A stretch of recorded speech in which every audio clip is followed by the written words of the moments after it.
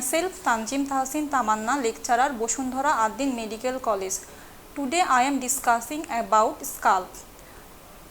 Scalp is the soft tissue which covers the calvaria of the skull boundary. In form, it is extend to the supraorbital margin behind external occipital protuberance and superior nocal line. On both sides, it is extend up to the zygomatic arch. The scalp consists of 5 layers. First, skin, close network of subcutaneous tissue, aponeurosis, glea aponeurotica and occipitofrontalis muscle, loose subaponeurotic tissue and pericranium. Skin, it is thick and provided with numerous hair, sebaceous gland and sweat gland. The scalp is common site for formation of sebaceous cyst. Dense subcutaneous tissue, it is composed of loose network of fibrofatty tissue and connects firmly the overlying skin and underlying glea aponeurotica. The dense tissue contains large number of blood vessel nerves of the skull. The wall of the vessel are adherent to the fibrous network, so that when the vessel are torn in an open wound, they are unable to retract and produce profuse bleeding.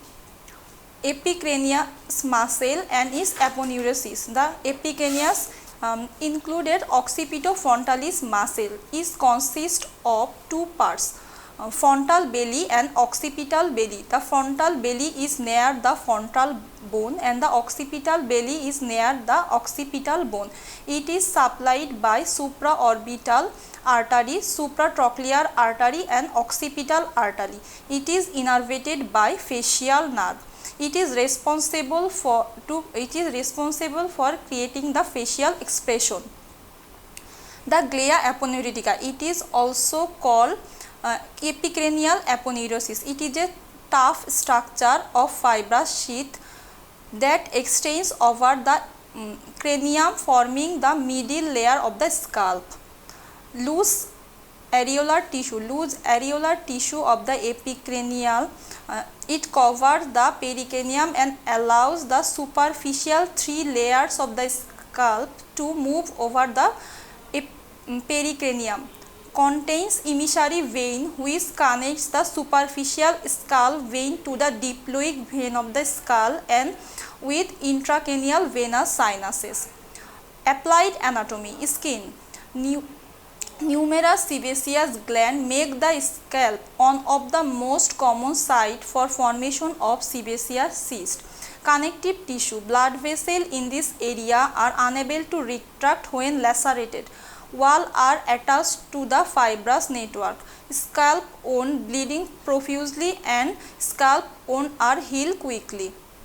Aponeurotic layer, fluid accumulated here cannot pass posteriorly or laterally. Bony attachment of the occipitalis and glea aponeurotica. The frontal is inserted anteriorly. Loose areolar layer.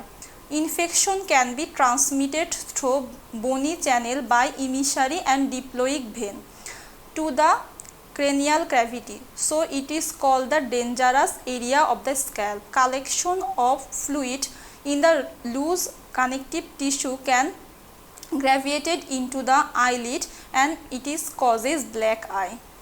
Pericranium. Collection of fluid beneath the pericranium produces localized swelling in front. It is from cephal hematoma which assumes as the shape of the related bone. Artery supply. Artery supply of the scalp is divided into in front of the auricle and behind the auricle. In front of the auricle, supratrochlear artery, which is the branch of ophthalmic artery, and the direct branch of internal carotid artery. Supratrochlear artery, it is the branch of ophthalmic artery. Superficial temporal artery, it is the terminal branch of the external carotid artery. Behind the auricle, it is supplied by posterior auricular artery, is a branch of external carotid artery. Occipital artery, it is also the branch of external carotid artery. Venous drainage. Venous drainage of the scalp, it supratrochlear and supraorbital vein are joined and form angular vein, then drain into the facial vein. Superficial temporal vein and maxillary vein are united and form retromandibular vein, and it is divided into anterior and posterior division. Anterior division and facial vein are joined and form common facial vein, and it is drained into the internal jugular vein. Posterior division and posterior auricular vein are conjoined and drain into the external jugular vein and subclavian vein. Occipital vein are drains into the suboccipital venous plexus. Nerve supply. Nerve supply of the scalp are divided into preauricular region and postauricular region. Preauricular nerve supply are received by 5 nerves. 4 are sensory and 1 is motor. Sensory supplied are received from the supraorbital, supratrochlear, zygomaticotemporal, auriculotemporal branch, and motor supply is received from the temporal branch of the facial nerve. Postauricular region, it is supplied by 5 nerves, 4 are sensory and 1 motor. Sensory is supplied from the great auricular, lesser occipital, greater occipital and third occipital. Motor are received from the posterior auricular branch of the facial nerve. Thank you for patient hearing.